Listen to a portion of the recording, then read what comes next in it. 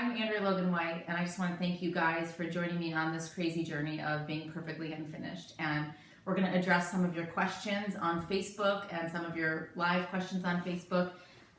Today, the topic is motherhood. So this is my amazingly beautiful friend, Christine McCrudden, and we are just going to chat a little bit about some things that we face and everyday things that we struggle with and being a mom and all the fun stuff that comes along with being a mom. So anyways, welcome Christine. Thank you. And just on a side note, she does the most amazing jewelry. This one says unfinished. And what does this say? It's my boys. Tanner, yeah, her boys, Tanner and Beckett, and C is for Christine. Or for cool. So this is like, what do you call it? This is the bar necklace. And guys, by the way, I'm going to have these on my website, perfectlyunfinished.com, and you can order these, and she can ship around the country within 1 to 2 week turnaround. Really great for Mother's Day gifts, all that. So that's the bar necklace. This is the bar necklace. I have unfinished online. Christine has Tanner and Beckett, and then the C is like, is that like a, what do you call that, a flag? Or a pennant. Pennant. Triangle pendant, yeah. Okay. Yeah. So these are some of the few things that we're going to have on my website. And anyways, we're going to talk about motherhood. So one of the first questions is, what do you find challenging about being a mother? Nothing. So easy, so easy. I will ask you that first. What do I find challenging about being a mother? I think that, well, even yesterday, rolling into the parking lot at church, I was yelling at my kids about getting themselves dressed. And I think the biggest challenge for me, and we talked about it this morning, is that balance and trying to do it all, especially when you're a working mama and working from home and not really having an office. But I think for me right now, it's trying to tie heartstrings to their hearts and engage and just make memories with them, especially this year has been rough for us. And but then I find that it's so difficult sometimes because I'm constantly disciplining them. And, you know, just I feel like a nag. Like my boys are 10 and 7, and so they are perfectly capable of putting their shoes on, doing their hair, brushing their teeth. And I find that I'm constantly, even this morning, like we got in the car and teeth weren't brushed and hair wasn't done, so we were almost late to school. I sat in the car and I'm like, go back inside. An hour. You just had to get yourself dressed. So that patience, and I think trying to discipline, but then also I'm trying to empower them and find that balance of just being like, I want to be a fun, loving mom, but also keep them, you know, I'm trying to also grow men. Yeah, and make them be responsible. Yeah. And not, I think that's so, yes, Ethan is 11, and same thing, it was like they were running late, and my 2 girls happened to stay home. They both have fevers, and so knowing that we had to record this, I have construction going on. So I asked the construction guys, they're so sweet, to take a break so we could actually get these questions in. But trying to balance it and to not lose your joy, because obviously it's the best thing ever. For me, it's the most fulfilling, and I think you say that too. It's the most fulfilling thing is to be a mother, and it's the best thing, and you love them more than you can ever explain. And then to not feel like you're exasperated every day, because same thing, Ethan got in the car and I'm like, did you make your bed? Did you brush your teeth? And he's 11, same thing. And you don't want to have to ask them the same things over and over. So I think we have that the same and have that in common. And also trying to I think my biggest struggle with motherhood is we have too much on our plate to not overcommit. We're overcommitted, and we are privileged enough in today's day that your kid can be in, you know, do music and sports and after school sports, and they have them, you know, AYSO. And so I have 2 girls in soccer, 2 girls in dance. Ethan is in flag football. He's now starting school flag football, and he's in club basketball. And David has to leave in the next few weeks to go for 5 to 6 weeks to go film God's Not Dead 3. How do you find it? So that is my biggest thing, and trying to juggle it all and stay joyful. That's probably my biggest thing. Yeah. And stay healthy. Like my 2 kids are now 6, so obviously, and the other thing is rolling with the punches. Like there's no control as a mom. Like I for sure want my ducks in a row. Yeah. And I constantly am feeling like I have to cancel, I have to reschedule, I have to flake on people. You know, I don't really have a social life. It's okay because I'm an introvert. I don't, my social life comes last. But the motherhood thing for sure. It's juggling it all and trying to get everything done. And we were just talking this morning because we're working on the vlog, and how do you juggle it all when you have 68 things that are an emergency? Right. How do you Like, prioritize? how do you prioritize like so many things? And I was praying about that this morning, and I just felt like God say, okay, yes, we all know that moms are overburdened, overwhelmed, really tired, exhausted, but the only way we can get things done is like one thing at a time. And you might get 4 things done, not 68 things, but at least you're accomplishing that. So did I answer that question? Yeah, I think the biggest thing is the joy part that just hits home. Yeah. Like being able to be a mama and get it all done and take care of your children and tie those heartstrings and do it with a smile on your face, you know, and let them know you love them, like just feeling their love. Yes. Things. Like at the end of the day, like at the end of the day, sometimes I'm like, they're like, can you snuggle? I'm like, just go to bed. I don't want to snuggle. Like we said our prayers, read our book, like, go to bed. But really, like that's the best part of the day. Like it is the best part, you know. And what I'm convicted about too is I'm such a simpleton. Like I want to slow down, and so obviously next year my son will not be he will not be on 2 flag football teams. I mean, I think we're limiting it to 2 things at a given time, but that's still, we're in 7 things right now. I'm like, that's not normal. Yeah. And that's not even including church things, and you know, so for me, guys, I need prayer. You know, she needs prayer. We all need prayer. We all need to lift each other up, and how can we make our life simpler and not just be exhausted all the time. The next question is, what would you say is the most rewarding thing? We kind of answered that, but the most rewarding thing about being a mama. You want to answer? I think like those. I think at the end of the day, even if I have had a rough day with them, and I'm not a yeller by nature or anything, but like where I just feel like I'm riding them all day, like on them about their homework or chores or taking care of themselves.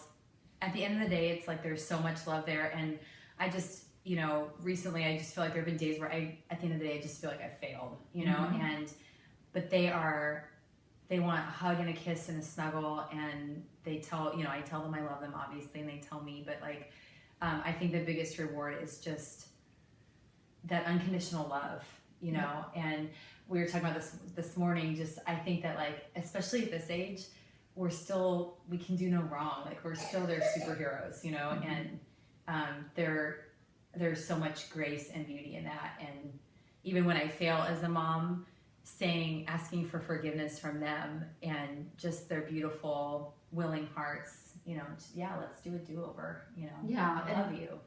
That is so good, because I feel like children, we have so much to learn. They've been some of my greatest teachers, and it's funny because God has a funny way of teaching you through your children, but at the same time maturing you as a wife, as a mother, as a human.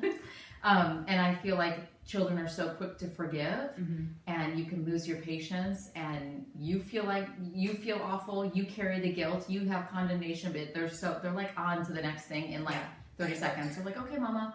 And that's been awesome, because my own children are teaching me grace, because sometimes I think we are our worst critics, and the self-hatred can be pretty quick for that, I feel like. And so the most rewarding thing is just the purity of a child's heart, the innocence of it, and I love that. I love seeing that. I love waking up to that.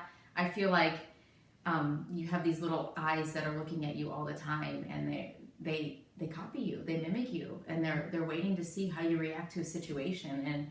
But it's the best thing, because you have this unconditional love, like you said, and you love them so much. Sometimes you just want to pull your hair out, but they're the best things ever. It's true.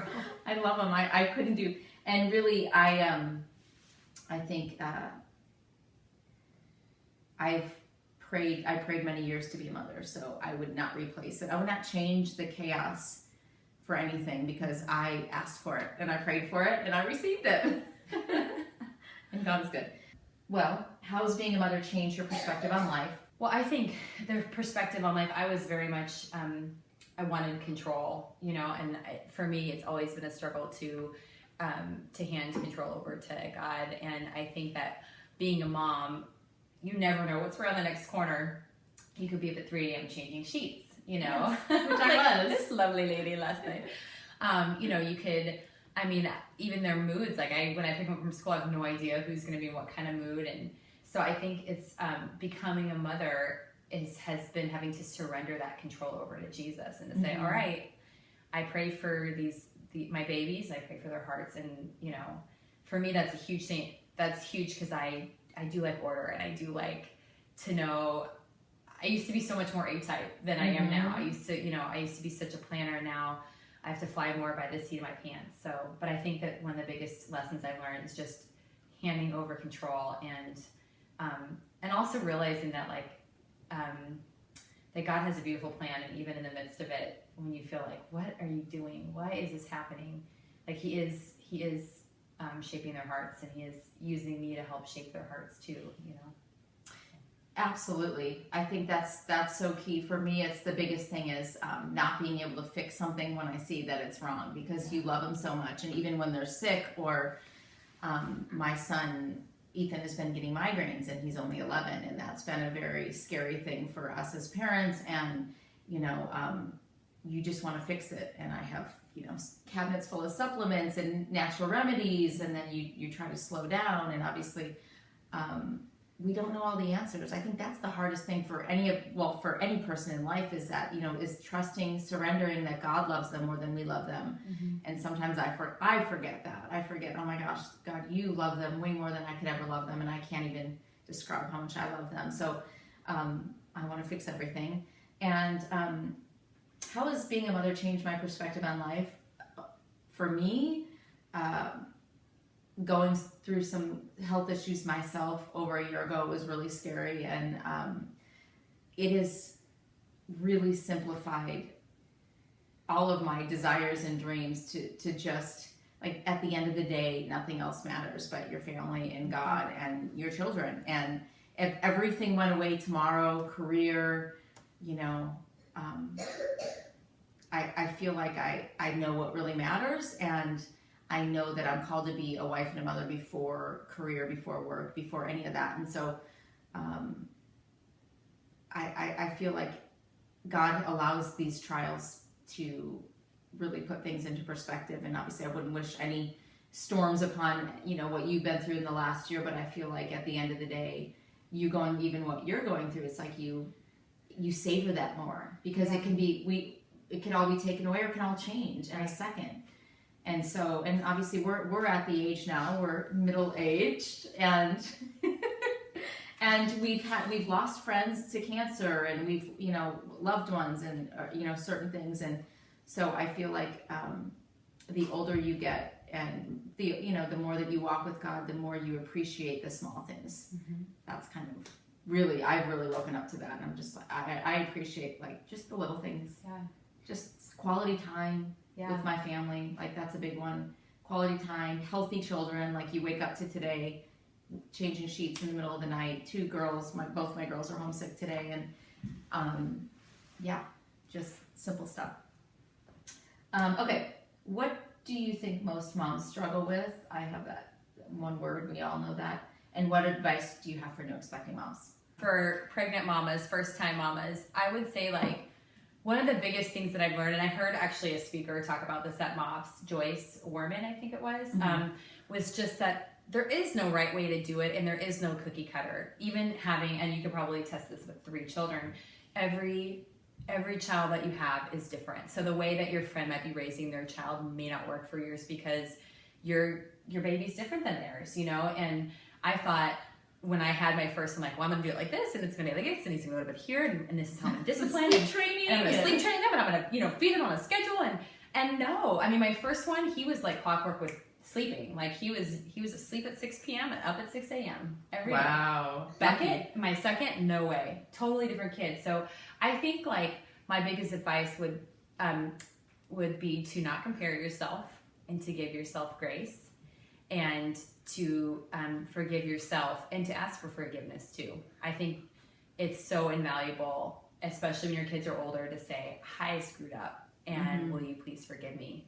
And that was me in the parking lot at church yesterday. But that's so good. This is why I'm so passionate about this title, Perfectly Unfinished, is because we're real, we're not perfect. Yeah. And I feel like the people that hide behind that mask struggle more, but it's so important to have girlfriends and people that are like, listen, I yelled at my kids in the parking lot at church. Yeah. More times than not, I feel like David and I argue on the way to church. Like, I feel like it's Satan's way to just destroy God's goodness for the Sunday. Yeah. But we're all on a journey, and we're all in a work in progress. And I love that. I love that about you and about, all of us unfinished, messed up people. And I'll just end with what do I think most moms struggle with is balance. I think it's balance. I think it's self-care. I think most mothers have a horrific amount of guilt that is not from God, because we try, and we wrote a blog on this about, we have the pressure of having a perfect house and being skinny and taking care of yourself and having, a fresh, delicious dinner on the table, and then being the soccer mom, and then volunteering, and it's like, it's endless, and you can't do it all, and it's okay that you can't do it all. And our advice is, with the struggle is setting boundaries, and it's okay to say no, and it's okay that your car's a mess. It's okay that your house is a mess. It's okay that you have 14 loads of laundry. Like, we all have it. It's okay. Like, you're loved and you're amazing, and you're not the only one that doesn't have it together, because we don't either. And with that, we just want to close and just thank you guys for being on this journey with me and with Christine. And you can check out Perfectly Unfinished at perfectlyunfinished.com. The website will be up with her necklaces and everything else. You can download a free chapter, all the other info. You can also follow me on Facebook, Instagram, Twitter, Andrea Logan White. And what's your socials? Q_handmade is me personally, and then Q handmade jewelry is Q_handmade. Yeah, and then Q handmade jewelry is jewelry season. Okay. Yeah. Thanks. Yeah. Okay, we love you guys. Thank you so much, and stay tuned for next time.